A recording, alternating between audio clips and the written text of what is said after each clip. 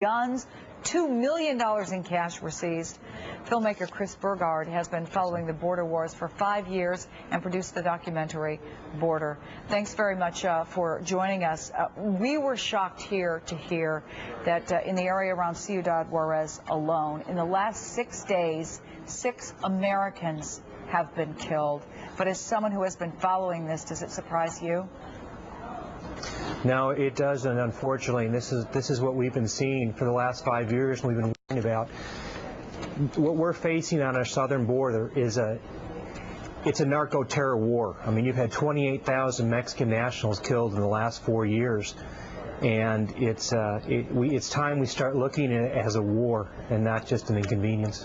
We're talking again about the area, in particular around Ciudad Juarez. Of the 6 people killed in the last 6 days, 2 of them were college students from Texas. 84 have been killed in that area, 84 Americans just this year alone. Why is that area so dangerous? Well, because what the cartels are fighting over are plazas, which are basically corridors into America to smuggle people, to smuggle drugs. And down in El Paso, you have the cartels on the Mexican side, and then they use American gangs as muscle. In El Paso, they use Barrio Azteca. And, you know, it's not, people talk about spillover violence for the border. It's here, and it's been here.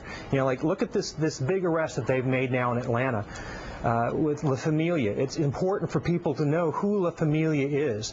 They just shut down just one cell of La Familia. La Familia is the fastest growing, most violent drug cartel in Mexico.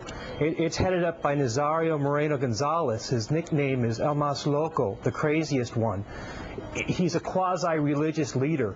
These guys consider beheadings as divinely inspired.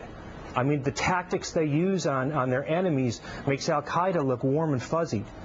Yeah, this is a very serious situation that we're facing down here. I think a lot of people refocused on this when the case of the couple who was jet skiing and they were going to see a church on the Mexican side of a lake.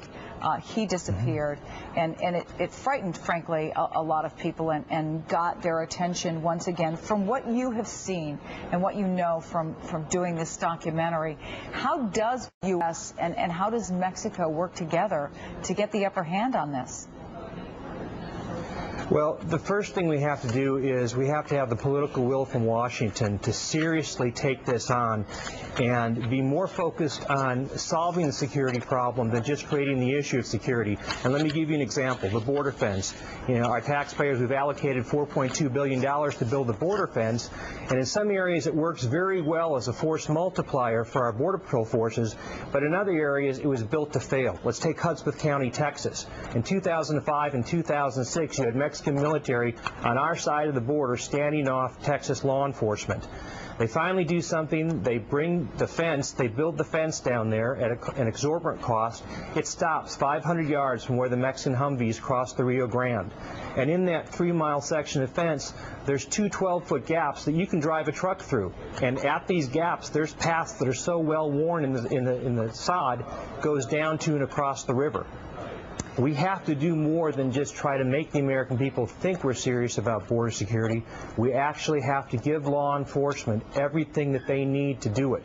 Hachita, New Mexico, 2005, I was out there. The second ID put strikers on the border in an exercise. They shut down cocaine trafficking for over a month in that area. Burgard, thanks so much for coming in. We do appreciate your lending your time and your expertise.